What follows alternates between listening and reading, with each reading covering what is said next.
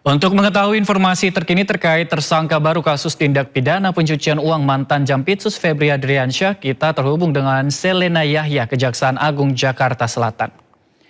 Ya, Selena, apa update terkini terkait kasus yang menjerat mantan Jampitsus Febri Adriansyah?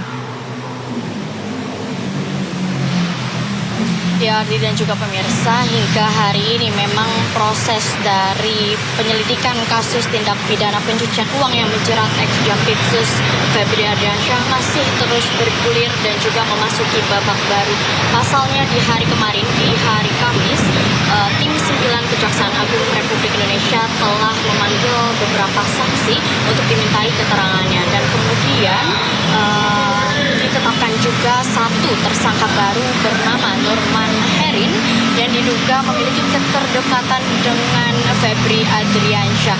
Sosok Nurman Herin ini merupakan pengusaha berasal dari Jambi, yang dimana Nurman Herin ini juga diketahui satu alma mater di kampus dengan Febri Adriansyah dan juga Don Rito. Dan diduga sosok Nurman Herin ini merupakan yang penjaga dari aset-aset yang dimiliki atau jaringan-jaringan bisnis yang dimiliki oleh Febri Adriansyah untuk terkait dengan 74 kg emas dan juga aset falas miliaran rupiah yang telah ditemukan di awal kasus kemarin. Dan sosok Nurman ini memang diketahui sosok kepercayaan Febri Adriansyah yang memang mempunyai kedekatan sebagai satu alma mater di kampus. Dan Jamwas Rudi Margono juga menyebutkan bahwa di hari kemarin, di hari Kamis, telah ditetapkan atau tersangka sosok Nurman ini dan juga 24 saksi lainnya dilakukan pemeriksaan dan juga ditambah dengan 7 perusahaan yang dilakukan juga pemeriksaan tambahan. Kemudian untuk Nurman sendiri posisinya saat ini sudah berada di rutan Kejari Jakarta Selatan yang akan ditahan hingga 20 hari ke depan. Sementara itu, Ardi.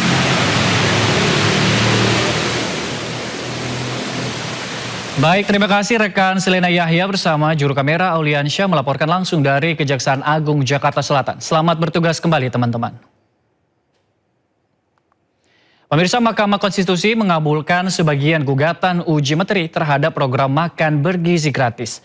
Mahkamah Konstitusi memerintahkan anggaran program MBG harus dipisahkan dari anggaran pendidikan.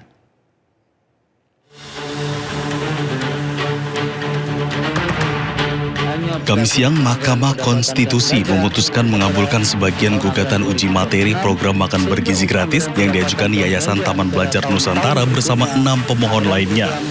Dalam putusannya, MK memerintahkan anggaran program makan bergizi gratis harus dipisahkan dari anggaran pendidikan paling lambat di APBN 2028. Mahkamah Konstitusi tegaskan makan bergizi gratis bukan bagian dari komponen utama biaya operasional penyelenggaraan pendidikan.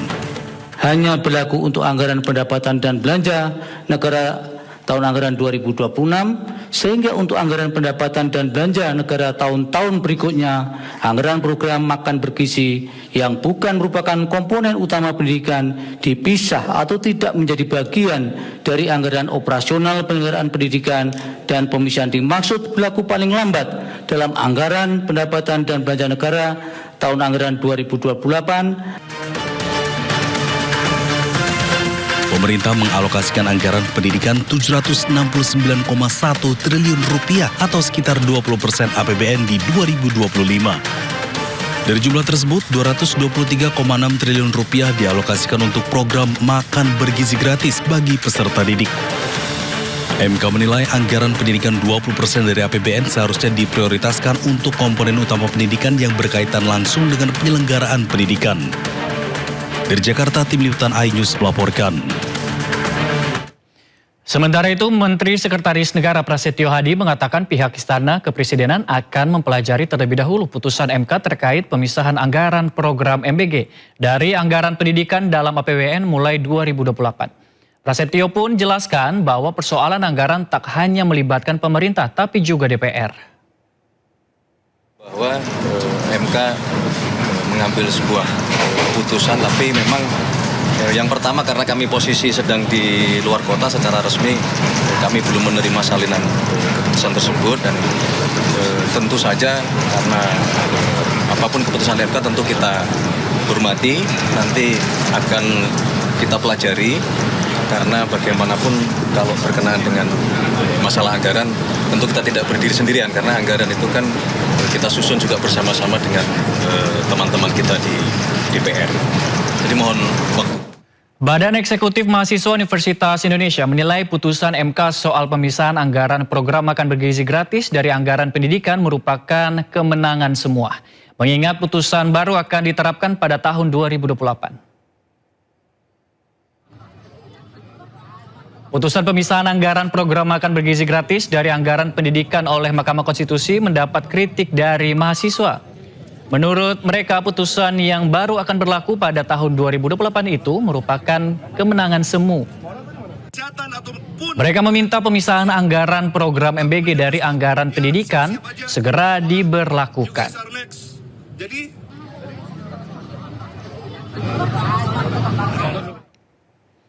Kita beralih ke informasi lainnya pemirsa, KPK menetapkan Bupati Pemalang Anom Widiantoro sebagai tersangka usai operasi tangkap tangan di sejumlah lokasi. Anom diduga melakukan pemerasan kepada bawahannya hingga hampir 2 miliar rupiah.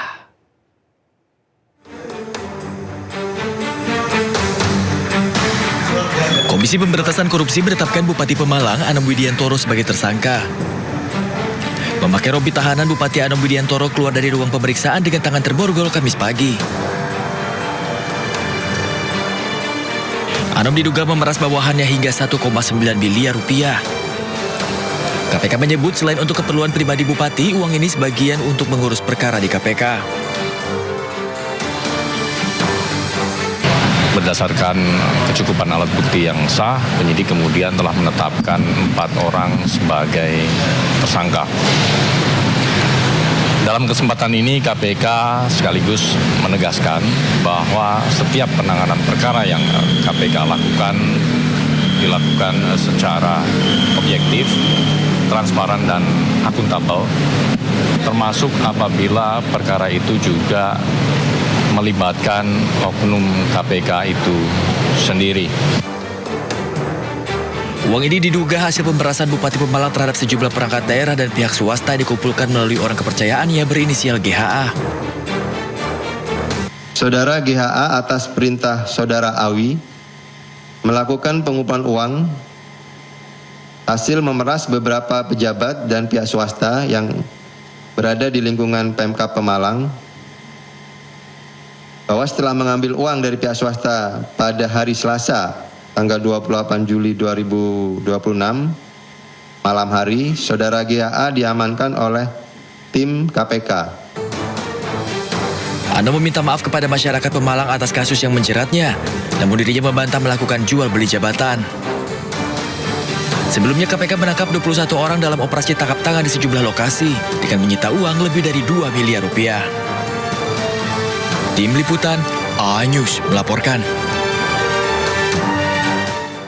Usai 24 jam diperiksa, Bupati Pemalang Anom Widiantoro ditahan KPK. Bersama 3 tersangka lain, Bupati Pemalang diduga terkait dugaan suap proyek dan jual beli jabatan di lingkungan Pemkab Pemalang. Memakai rompi tahanan, Bupati Anom Widiantoro keluar dari ruang pemeriksaan dengan tangan terborgol pada Kamis pagi. Anom langsung digiring ke mobil tahanan. Anom meminta maaf pada masyarakat Pemalang atas kasus yang menjeratnya. Namun, Anom membantah melakukan jual beli jabatan. Sebelumnya KPK menangkap 21 orang dalam operasi tangkap tangan di sejumlah lokasi dengan menyita lebih dari 2 miliar rupiah.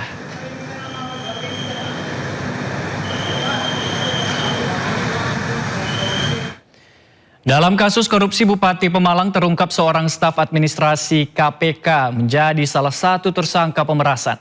KPK tegaskan akan menindak kasus ini tanpa pandang bulu. Kedua, yakni terkait dengan dugaan tindak pidana korupsi pemerasan yang dilakukan oleh oknum KPK kepada Bupati Pemalang. Atas 2 klaster penyidikan tersebut, berdasarkan kecukupan alat bukti yang sah, penyidik kemudian telah menetapkan 4 orang sebagai tersangka. Dalam kesempatan ini KPK sekaligus menegaskan bahwa setiap penanganan perkara yang KPK lakukan dilakukan secara objektif, transparan dan akuntabel, termasuk apabila perkara itu juga melibatkan oknum KPK itu sendiri. Hal ini sebagai wujud komitmen KPK untuk memastikan tegaknya tiang integritas baik pada kelembagaan KPK ataupun pada setiap insan komisi. Sebelumnya pemirsa, KPK menggeledah dan menyegel 2 rumah serta kantor Dinas PUPR Kabupaten Pemalang, Jawa Tengah.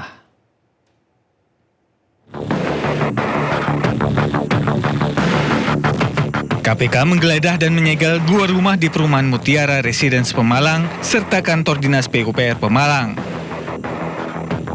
Salah satu rumah yang disegel disebut milik seorang kontraktor berinisial O yang diduga kerabat Bupati Pemalang. Pasca OTT KPK, Pemkab Pemalang memastikan aktivitas pemerintahan dan pelayanan publik tetap berjalan normal. Pemkab Pemalang masih menunggu informasi resmi dari KPK. Pagi ini kita masih menunggu informasi yang lebih pasti begitu tentang peristiwa yang terjadi. Tapi yang paling penting kita pastikan dan kita sudah minta kepada semua jajaran untuk kegiatan rutin pelayanan kepada masyarakat untuk dipastikan tetap terus berlangsung dengan baik. Selain menjaring 21 orang, KPK juga menyita uang tunai 2 miliar rupiah dari 3 lokasi penangkapan di Jakarta, Kabupaten Pemalang, dan Kabupaten Purworejo. Dari Pemalang, Jawa Tengah, Suryono Soekarno, iNews melaporkan. Bupati Kabupaten Goa, Sulawesi Selatan Husnia Talenrang diduga korupsi. Mirisnya, korupsi diduga terkait pengadaan seragam sekolah gratis pada tahun 2025.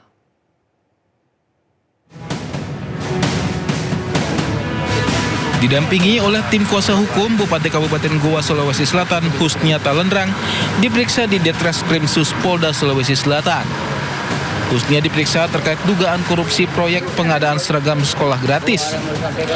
Pemeriksaan berjalan lebih dari 7 jam dengan 18 pertanyaan. Saya hadir memenuhi panggilan sebagai warga negara yang baik, tentunya kita harus mengikuti aturan terkait undangan dari penyidik. Husnia diperiksa sebagai saksi. Selain Husnia, penyidik juga telah memeriksa sedikitnya 8 saksi, diantaranya Kepala Dinas Pendidikan Kabupaten Goa. Ya, terkait dengan kasus korupsi pengadaan seragam SD dan SMP tahun 2025, saat ini sudah ada beberapa saksi yang diperiksa. Sudah ada beberapa saksi, termasuk hari ini salah satunya adalah Bupati Goa, dan itu diperiksa selaku saksi. Kasus ini mencuat ketika Pansus Hak Angket DPRD Goa mempertanyakan anggaran pengadaan seragam SD hingga SMP yang tidak sesuai aturan. Nilainya pun tidak main-main, menjadi 16 miliar rupiah. Dari Makassar, Sulawesi Selatan, Muhammad Nurbone, iNews melaporkan. Penyidik Tindak Pidana Khusus Kejaksaan Tinggi Jawa Timur menahan Kepala Bidang Geologi dan Air Tanah Dinas SDM Provinsi Jawa Timur karena diduga melakukan korupsi pungutan liar proses perizinan. Penyidik menyita barang bukti uang tunai dan perhiasan emas senilai 1,9 miliar rupiah.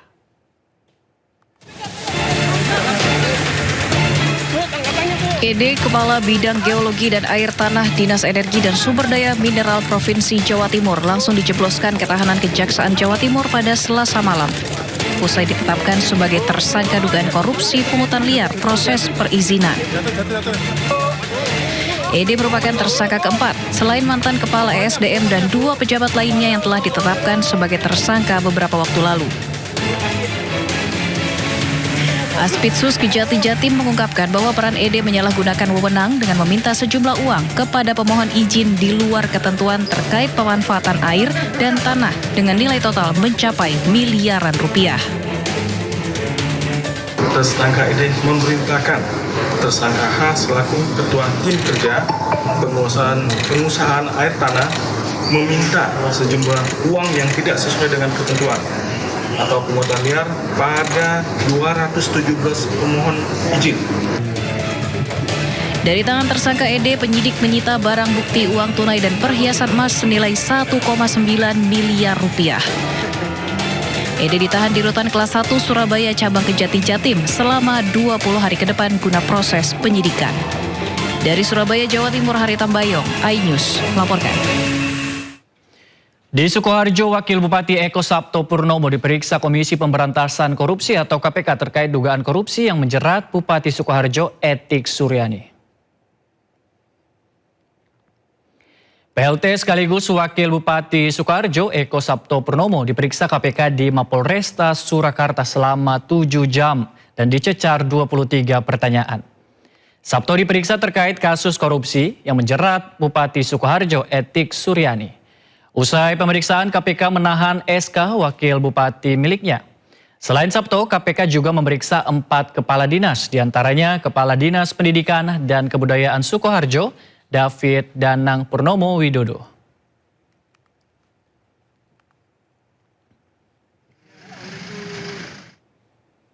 Dengan alasan untuk awasi pergerakan pemerintah, muncul pergerakan Kabinet Bayangan. Kabinet Bayangan diklaim dibentuk oleh gerakan masyarakat sipil. Mengadopsi konsep shadow kabinet, negara yang menganut sistem parlementer seperti Inggris, Australia, Kanada, dibentuklah Kabinet Bayangan. Mereka bukan bagian pemerintah dan tak memiliki kekuasaan formal, namun berupaya mengawasi dan mengkritik kerja pemerintah per sektor.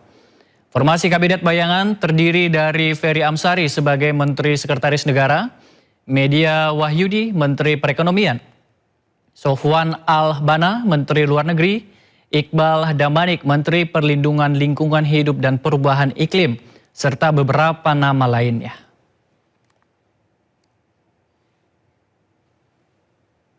Semua menteri punya basis pegangan terhadap konstitusi. Ke arah itulah Kementerian Bayangan ini hendak didirikan sebagai checks and balances untuk pemerintahan yang sedang bekerja. Format ini bukan format baru sebenarnya dalam ketatanegaraan di dunia. Walaupun lumrahnya ada di sistem pemerintahan parlementer, tapi kami ingin menghidupkannya di dalam sistem pemerintahan presidensial kita yang sedang karut-marut ini. Kenapa? Karena yang memulai kekacauan dalam tata kelola bernegara adalah negara. Apa tujuan baiknya? Untuk menjadi pesaing secara positif terhadap kinerja-kinerja pemerintah. Apa yang akan kami kerjakan? Satu, kita akan membuat dan membuka dialog dengan banyak pihak, tidak hanya istana tetapi juga publik. Sementara itu, menanggapi dibentuknya Kabinet Bayangan, Kepala Badan Komunikasi Pemerintah M. Kodari menegaskan negara tidak anti terhadap berbagai bentuk kritik. Kepala Bakom RI M. Kodari menyatakan kita menghargai semua masukan, semua saran, yang penting nanti pakai data.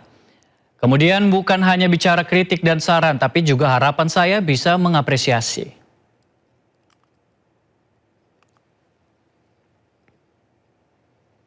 Hasan Nasbi, penasihat khusus Presiden bidang komunikasi, menegaskan di negara demokrasi semua orang bebas berpendapat. Presiden juga menerima dikritik tanpa mempersoalkannya. Melalui media sosialnya, Hasan Nasbi mengungkapkan label sebutan kritikan bahkan mungkin prejudice yang pernah disampaikan oleh sekelompok kritis selalu diterima oleh Presiden tanpa reaksi berlebihan. Semua kritikan diterima mulai dari yang agak sopan sampai yang tidak sopan.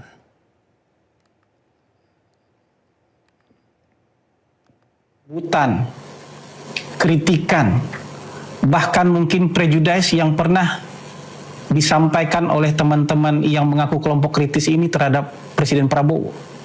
Coba sebutin aja. Dari mulai yang agak sopan sampai yang paling gak sopan kan pernah disampaikan oleh mereka. Kata-katanya terhadap Presiden Prabowo. Tapi kalau Pak Prabowo bilang Londo Irang langsung meradang-meradang. langsung marah-marah, seolah kita tidak bisa saling menyampaikan pendapat satu sama lain. Padahal di dunia kritik, di dunia kebebasan berpendapat, seharusnya kebebasan berpendapat itu berlaku dua arah. Anda boleh mengata-ngatai pemerintah, tapi pemerintah juga boleh dong mengkritik Anda. Pemerintah juga boleh dong meluruskan supaya hal-hal yang tidak benar selama ini itu juga bisa menjadi benar.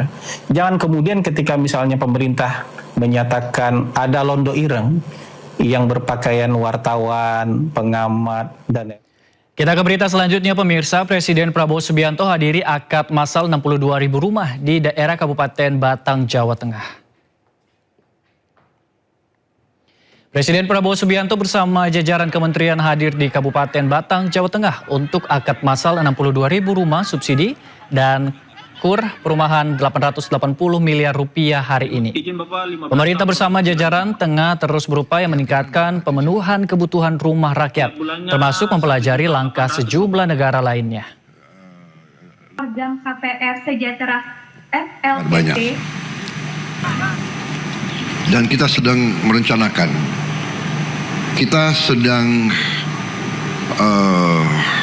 mempelajari cara-cara yang lebih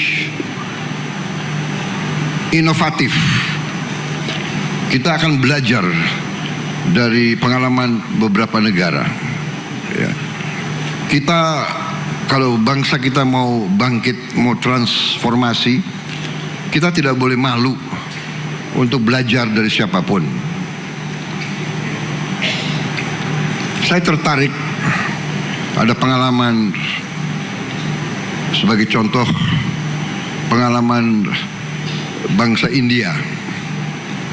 Mereka mampu membuat rumah 40 juta rumah dalam 12 tahun.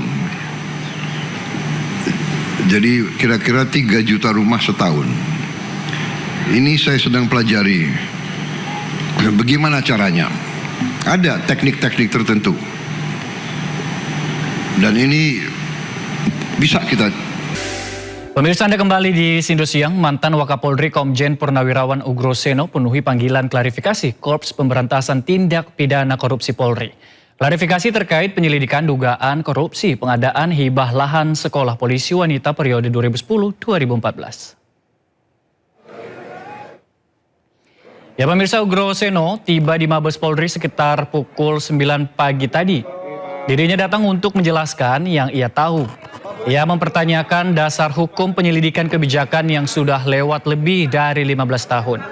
Nama Ugroseno dikaitkan dalam kasus ini lantaran menjabat sebagai Kepala Lembaga Pendidikan dan Pelatihan Polri saat proses hibah dan pengadaan lahan berlangsung pada 2011. Ugroseno menegaskan dirinya hanya melanjutkan kebijakan yang sudah ada.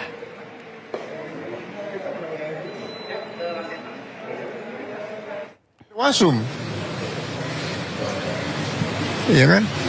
Tapi dasarnya di situ pakai LI, laporan informasi. Nah, kalau dugaan tidak pidana, kalau internal Polri, ya harusnya berangkatnya dari Irwasum memeriksa biasanya gitu kan. BPK juga tidak ada temuan. BPK menilai Polri mulai 2011 pun WTP. Wajar tanpa kecualian. Nah ini 2011 bisa dicari pakai LI. Nah kalau semua Kapolda, Kapolri, Pak Hugeng sekali dicarikan LI gimana nanti? Itu aja sih. Nah, saya karena diundang ya saya jelaskan aja. Apa aja Pak klarifikasi yang dibawa? Hah? Dokumen apa yang dibawa gitu untuk klarifikasi? Semua ada panitianya, saya nggak tahu apa-apa. Saya Kalemdik, ya kan? Panitia pengadaan pembelian tanah, Brigjen katanya sudah meninggal ya, nggak tahu nanti gimana nih. Semua itu kan ada panitianya. Apalagi itu Pak. Sementara itu pemirsa, Kejaksaan Agung menetapkan Nurman Herin menjadi tersangka di kasus tindak pidana pencucian uang mantan Jampitsus Febri Adriansyah. Nurman Herin yang merupakan orang kepercayaan Febri diduga ikut serta dalam pencucian uang Febri.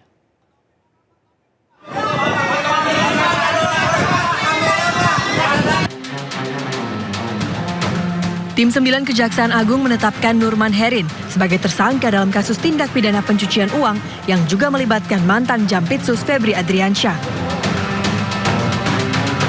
Nurman Herin menjadi tersangka setelah diduga ikut serta dalam kasus yang menyeret Febri. Nurman diketahui merupakan teman kuliah dan menjadi orang kepercayaan Febri saat menjabat Jampitsus. Nurman Herin akan ditahan di Rumah Tahanan Kejaksaan Negeri Jakarta Selatan untuk 20 hari ke depan. Dengan pertimbangan dua alat bukti, dari tim 9 menetapkan tersangka NH terkait dugaan turut serta tindak pidana pencucian uang yang mulai hari ini akan ditahan di Rutan Kejaksaan Negeri Jakarta Selatan untuk 20 hari ke depan. Sebelumnya, Febri Adriansyah juga telah ditahan untuk 20 hari ke depan di Rutan KPK. Saat keluar dari Kejagung, Febri tidak menggunakan rompi tahanan dan tangan tidak diborgol. Pada perkara ini, Kejagung menerima 2 tersangka yang dialihkan dari Polda Metro Jaya. Don Rito dari pihak swasta dan mantan Jampitsus Kejagung Febri Adriansyah. Kejagung mengusut total 4 sprindik pelimpahan dari Polri. Terbaru, tim 9 menerbitkan sprindik baru terkait TPPU temuan emas 74 kg dan uang ratusan miliar rupiah di rumah Febri di Sentul. Sedangkan 3 sprindik lain adalah kasus dugaan korupsi Asabri, Krakatau Steel, dan pengadaan batubara PLTU yang sempat menyebabkan pemadaman listrik. Tim Liputan iNews melaporkan. Dan hari ini pemirsa, Kejaksaan Agung memanggil 10 orang saksi terkait kasus TPPU yang menjerat ex-Jampitsus Febri Adriansyah. Jaksa Agung Muda Bidang Pengawasan Rudi Margono membenarkan bahwa dari 10 nama tersebut termasuk diantaranya Tan Kian dan Ferry Hon Kiriwang. Hari ini nggak salah 10. Nanti daftarnya tak share ke Kapus Pen. 10 itu bersama Tan Kian sama Ferry. Ferry Boboho itu Pak. Iya. Ferry Hong Kiriwang. Oh iya. Masih ya. Makasih Pak Rudi. Ya, makasih Pak Rudi. Berarti pemeriksaan masih ya Pak? Ya. Pemeriksaannya masih ya? Masih. Saya baru datang di. Siap Pak. Sebelumnya Kejaksaan Agung periksa 2 saksi kasus TPPU Febri Adriansyah. Dari 2 saksi tersebut, 1 orang tak penuhi panggilan. Jalan.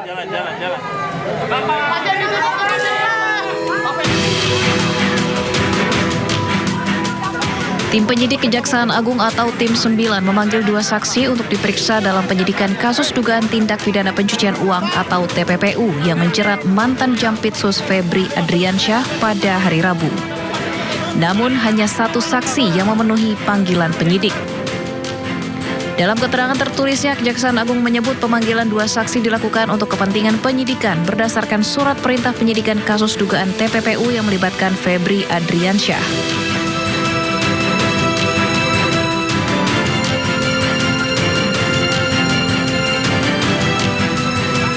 Dari 2 saksi yang dipanggil, hanya ATW selaku penasihat hukum afiliasi Don Rito yang hadir menjalani pemeriksaan, sementara 1 saksi lainnya tidak memenuhi panggilan penyidik. Kapus Penkum Kejagung menambahkan penyidik akan kembali melayangkan surat panggilan kepada saksi yang tidak hadir. Pemeriksaan saksi masih terus dilakukan untuk memperkuat alat bukti dalam perkara tersebut. Tim Liputan iNews melaporkan.